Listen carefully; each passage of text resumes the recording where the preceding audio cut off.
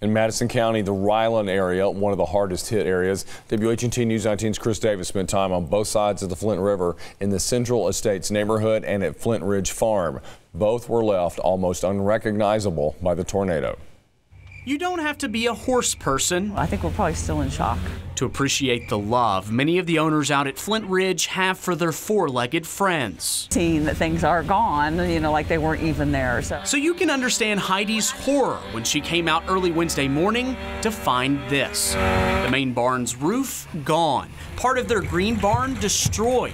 Trees snapped in all directions like toothpicks. Debris scattered all over. This area here is what's left of an indoor dressage arena. The only part still standing is behind us here, a stall for one horse and two ponies. Miraculously, they made it out alive. In fact, all 35 horses out at Flint Ridge survived. Heidi says there can only be one explanation. The hand of God came down over the barn. Hands of neighbors were busy throughout the day. Like an old-fashioned Southern barn raising, church groups and members of the horse community lent a hand in the daunting cleanup process. There's a lot of work, and there's a lot more than any insurance is going to cover. Just a few miles down the road, Melody Davis found herself in a similar scenario. Everything inside my house is damaged, pretty much. When she heard the tornado warning on her phone, she leapt into her closet. And that's when this big rumbling came through, and then it felt like pressure was just like trying to lift stuff up. When she emerged, she found her entire roof had collapsed into her home. All my furniture, my walls. Had she been anywhere else in the house, she knows her story might have ended differently. If I hadn't been there, who knows what would have happened. But no, not a scratch. Both property owners are counting their blessings because things can be replaced, but not the ones we love. We're extremely fortunate. In Madison County, Chris Davis, WHNT News 19.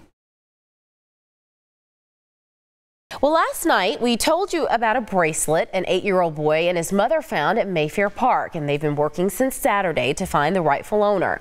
Well, only 12 hours after our story aired last night, we got results and we found who the bracelet belongs to. WHNT News 19's Chris Davis joins us now with the update. Chris? Well, Carissa, this is a great story. We got a call from Mindy Nettles this morning, extremely emotional, letting us know that that was her bracelet that we featured last night. She could describe each and every charm in vivid detail. Perhaps the only thing more amazing than the significance this bracelet has in her life is the story behind how it ended up in Mayfair Park in the first place. So many memories in that bracelet. Yes. Of all Mindy's earthly possessions, I can't tell you what you gave back to me, sweetheart. nothing means quite as much. When I called the TV station to tell them this was mine, I was crying so hard that I could barely tell them my name. As this charm bracelet, You want to put it on my arm and I'll help you get it hooked. given to her by her beloved son. On the back of one charm in particular reads the inscription, "Thanks, Mom, from Jacob." You know, that charm is probably the most meaningful to me. So I feel like he was kind of watching out for me too and helped me find it.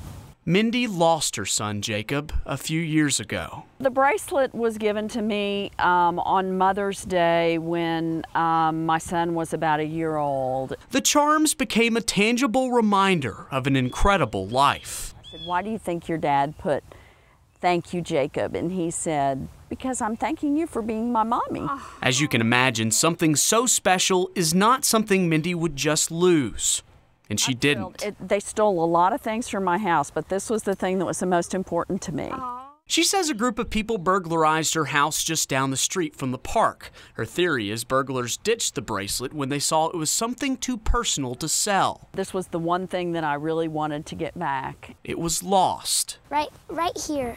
Until little Wesley and his mother found it He's the kind of people we need. and made it their mission to track down the owner. I just want to thank Kim and her family, and I want to thank WHNT. Mindy may never get her other belongings back, Thank you for raising a good boy. but perhaps she's gained a new young friend. I'm just really happy that I made someone happy. And as for that beautiful bracelet, it's right back where it belongs. And it made me feel very hopeful that someone as sweet as you gave it back to me when someone who wasn't as sweet took it from me. Right, right. Now, little Wesley didn't walk away empty-handed. Mindy was so impressed that Wesley found the bracelet and worked with his mother to find the rightful owner that Mindy baked the family cookies. She also gave Wesley an envelope and asked him to open it later. She insisted that needed to be their little secret. But really such an incredible story, and if we hadn't ran the story last night, Mindy might still be looking for her charms. Clarissa. Oh, I'm trying to hold it together. Such a great story. After fighting for his country in World War II, a 96-year-old veteran became upset that his apartment complex, which is government supported, lacked an American flag on display. WHNT News 19's Chris Davis joins us now with this man's incredible story of how he fought so hard to make sure that Old Glory was flying high. Incredible indeed, Megan. Chief Petty Officer Sherwin Callender helped with recovery efforts after the attack on Pearl Harbor, and years later landed on the beaches of Normandy on D-Day. But there's an even greater reason why he tells me it's so important for the flag to fly where he lives.